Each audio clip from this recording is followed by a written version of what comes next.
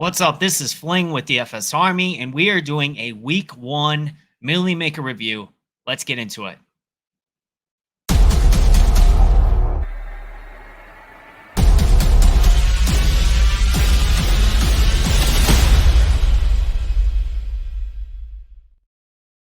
right, we are actually going to start out with the week one DFS Army VIP Wall of Winners because we had our boy Sliders almost take down the Millie Maker.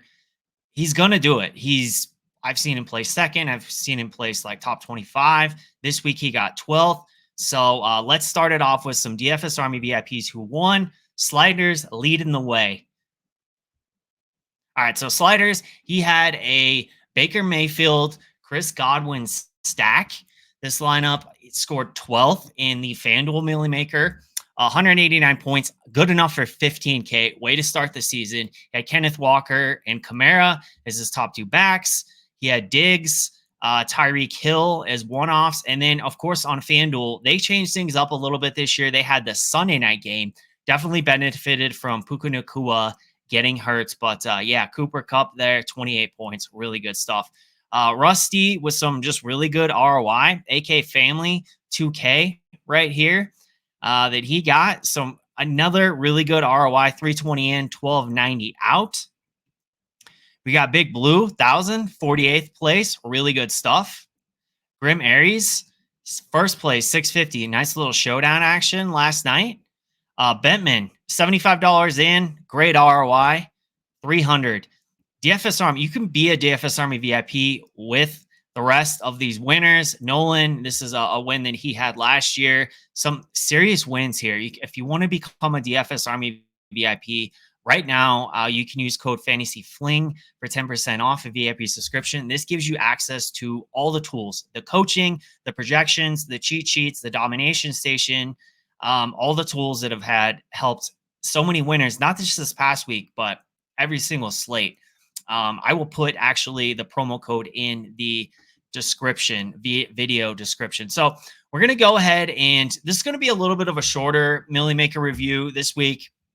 I like to normally hop into some MME strategy of top DFS pros, but Fantasy Labs, because it's a week one Millie Maker contest of $5, they actually don't have that contest data. So what we're going to do is we're just going to dissect this winning Millie Maker lineup, and then we're going to get into, kind of the other top 10 lineups, see what everyone did. So this was a forgettable week in a lot of ways.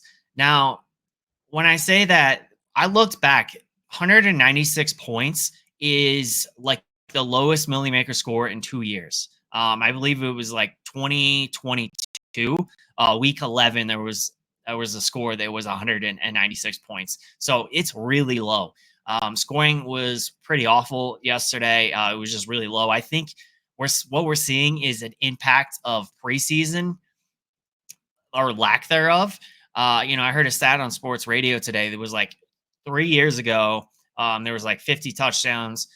2 years ago, there was like 50 touchdowns thrown in week one. Last year, there's 37 touchdowns thrown in week one. This year, before the Monday night game that's happening right now, there's only 33 touchdowns in week one. So there seems to be a correlation between less preseason games and a very slow starts to the season. So I think that's why we have here. Josh Allen, this is when I say this was a crazy week and low scoring. He was the top scoring guy on this slate. He had 32 points, and the lineup was ran naked. And in some ways, that kind of makes sense because he's spreading the ball out. And I think Josh Allen naked lineups are going to be something that we are going to have to maybe get comfortable with, unless you're playing like 150 Josh Allen lineups, right? You just lock him in and, you're willing to get exposure to every single of his pass catchers because they're spreading the ball out. Any one of these guys can really get it. And, if you had 3K Matt Collins, probably that could have made it into the Millie Maker winning build as well, but didn't have him here, had him naked. So that part makes sense. And, there were some really good plays in this lineup. We had Devin H. on, we had Tyreek Hill. That had a really high game total. They had 20, I believe 26.5 implied team total. So understood the Devin A. Chaun and Tyreek Hill play this little team stack because they were pretty much going to smash. But what was strange about this lineup is you normally might see one secondary stack, one primary stack, of course, like a quarterback and his pass catcher, and then you'll see like a secondary stack like Achon and Tyreek Hill, for example. That's pretty common. In fact, 77% of Millie Maker winners last year had one secondary stack, at least one secondary stack. So it's not that part's uncommon. What was uncommon is this lineup had three teams, two team stacks and a game stack. So it had a naked Josh Allen lineup, but it still had three stacks in it. So that is the uncommon part. So we had Joe Mixon and Alec Pierce. This is a little ping pong stack, a little game stack right there. And then we had Juwan Johnson and Rashid Shaheed. So even though this was a naked Josh Allen lineup, this lineup did have a lot of correlation in it. Couple crazy one-offs like well, at least Josh Reynolds, I think it was kind of a crazy one-off, but it was a good play because he's underpriced relative to his role. He's essentially the number 2 wide receiver in the offense. So, he got 9 points. Mixon, that was, if you read the burn sheet at DFS Army VIPs have this, that was a great play because as we know through looking at research, a lot of Millie Maker winners and top 20 Millie Maker lineups, they have a favored running backs with a pretty good team total, like over 24 points. So that's what typically you're going to want to target, like Devin A. Chaun, for example, Joe Mixon. You want to target favored running backs. And you certainly had that with both Houston and Miami there. So the other piece was the Alec Pierce. He is a deep threat, so that does make sense. Anthony Richardson obviously has a big arm, even though it was a very low play. And that's what's kind of crazy about this lineup, the ridiculousness of it. You have 3 players here that are under 1%. Now, as far as like leverage plays, and I'm going to get into that in a second, you really didn't need all of these guys. Like you could have done without Josh Reynolds, for example. So this lineup was very contrarian. In fact, going to go to my article that I'm writing here for DFS Army. But like when you look at the ownership, total ownership of this lineup was 68%. So very contrarian lineup.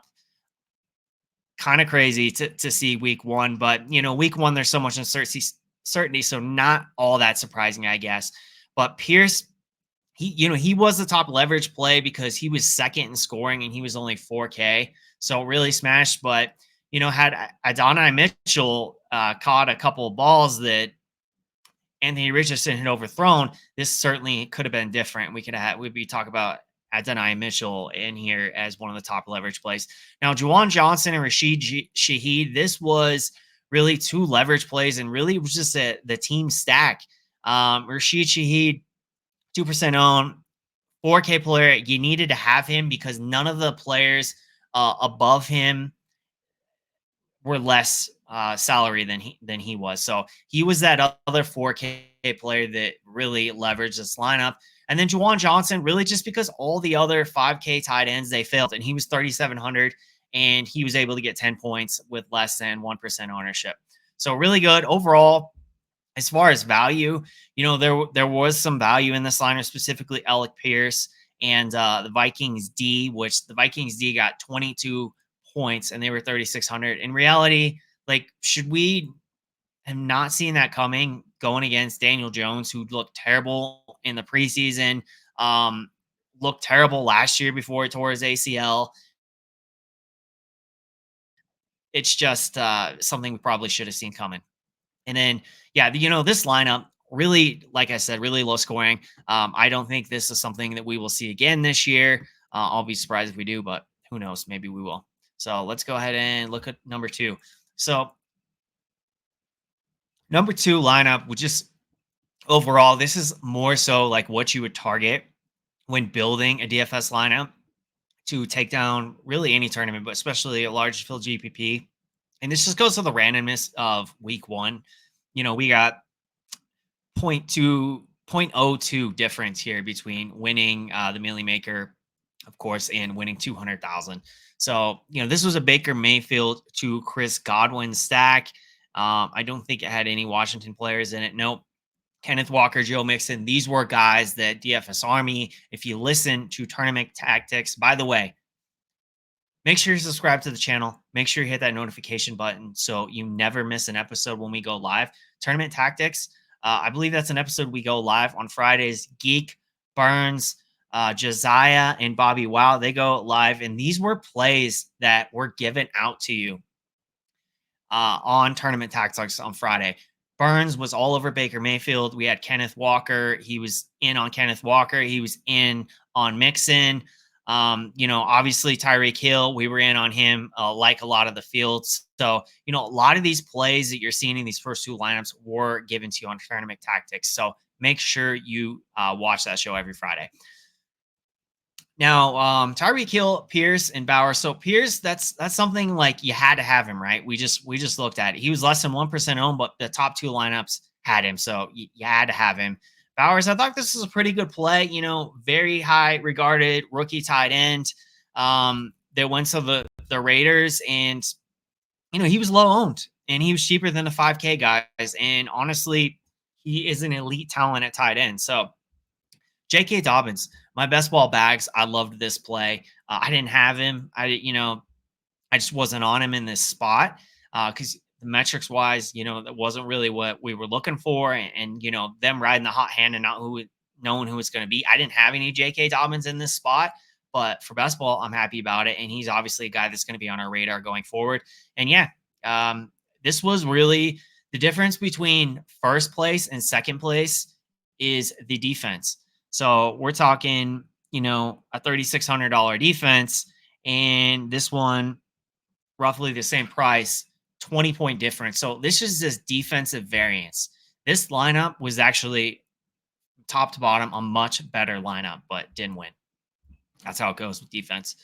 And then here we got Baker Mayfield, Rachaad White. So Rachaad White was another great play as well. Bucky Irving getting a lot of carries, so we'll see, if that's going to be a core play in the future. I doubt it, but in this spot, it was really good. And then Mixon as well. So this lineup, though, had Rachaad White and Mike Evans. Now, the one thing I do like specifically about Rachaad White is he gets a lot of receptions. So he had 6 receptions, 75 receiving yards. So he is basically like another wide receiver out there. So I do think that correlates quite well. And surprise, surprise, this lineup had J.K. Dobbins as well. So Kyle Pitts was ended up being, the better tight end play of the Ingram and Pitts chalk that we were seeing. And then, yeah, this lineup actually was Baker Mayfield +3. So just a little behind. Let's see what number 4 did. And yeah, it's Baker Mayfield all up and down the board after the Josh Allen naked lineup. So this one had Ford and Stevenson, Godwin, Hill, Thielen. Yeah, Thielen really crushed it. But other than that, geez, J.K. Dobbins, Bears D. This was kind of killed by Thielen. And that's how it goes. 5th place. More Baker Mayfield. So yeah, I mean, you guys are kind of getting the gist here. It's pretty much Baker Mayfield has been dominating the top spots. And, one of the reasons we go back and we look at past lineups is looking for leaks in our process, looking for, what's obviously working. Is QB +1, is QB +2, is QB +3. And really in these lineups, you're seeing like a combination.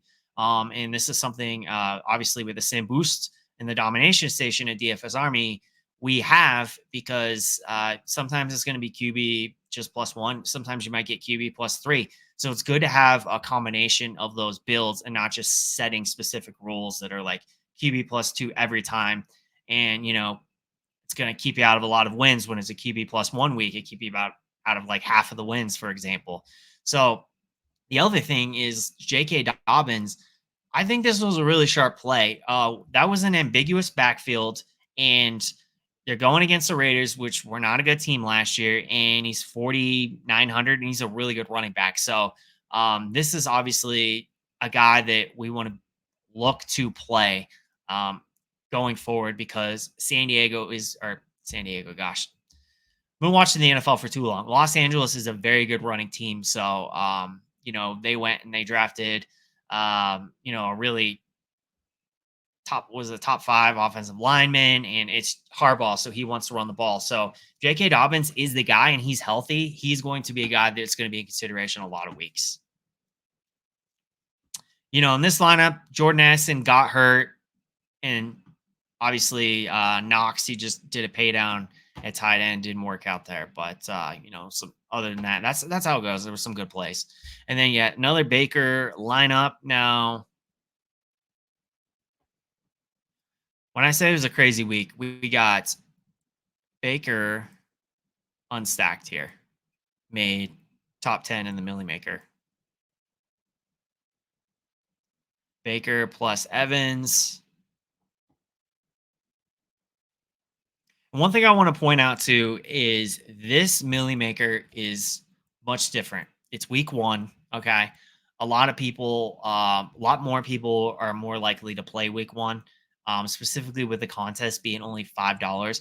There was over 900,000 entries. It was almost a million entries. So the player combinations, how you would typically build for the Millie Maker, you're going to see like a lot more lineups that just because there's so many different player combinations, you're going to see some ugly lineups from like just a roster construction and stacking standpoint make their way to the top of the leaderboards just because there's so many different combinations. There's almost a million different lineups. So there's going to be that one that kind of everything just aligns. Like this one that had not a single player stacked. So that's just how it goes. Let's see what else we got here. This one had Baker to Godwin, Stevenson, Mixon. And we'll kind of finish off the top 10 and we'll round it out. And like I said, we're doing a little slower this week. Most weeks we'll look at a little MME strategy of top DFS pros when we can dive into fantasy labs and see what the pros are doing. But Baker and Rashad White and Chris Godwin. So a little bit more of that. Baker plus running back plus wide receiver. We had DJ Moore. I really thought he would do better in this game, but the rookie quarterback struggled heavily. Waddle had a good game. If he would have had that touchdown, he had a long reception that was very close to a touchdown. If he would have had that, that definitely would have tilted a lot of things because he would have got over 25 points at 6,300 would have been pretty good. And then more Dobbins. So Dobbins was 3%. Dobbins was enough for a lot of the top lineups. This one's got Baker, Mayfield, or Evans, and Godwin, and it's got another stack of Achon and Waddle. Now we got tight end in the flex here, double tight end with Ertz and Bowers. Didn't expect that. Well, great running backs. Mixon, Achon. One thing I want to look at, last thing, see how many of these lineups. So we had tight end flex, running back. Lost Kamara back to back.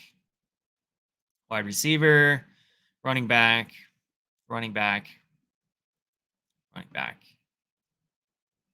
wide receiver. So top 10, pretty much a lot of running back. And it's not really surprising because a lot of the wide receivers, the Jeffersons and the Lambs, they didn't quite hit value. None of the 6K guys really smashed at wide receiver. And, he had some running backs like J.K. Dobbins, who got 25 points at 4,300. So that'll definitely do it. Yeah, thanks for joining me. Like I said, this is going to be a shorter one. We're going to do longer ones from here on out. When I do the weekend review, I like to really look at the Millie Maker, what won the Millie Maker. We would like to look at obviously how DFS Army subscribers did, our wins and whatnot, but also like to look at what the top pros are doing. Like how are they building? What are their exposures? Why were their exposures this and that? So that is something we will look at on future recordings of the weekend review as well. And also I wanted to dabble into the the smaller game slates as well. So that is something we will also look at next week. So make sure you subscribe to the channel. If you like this kind of content, hit that like button. Let us know. Let us know how you did in the Millie Maker. How did your week one go? Did you win some money in tournaments? How is it in cash games? And by the way, keep an eye out because a cash game strategy weekend review is coming next on the channel. So that's going to wrap it up for this week. We'll see y'all next time.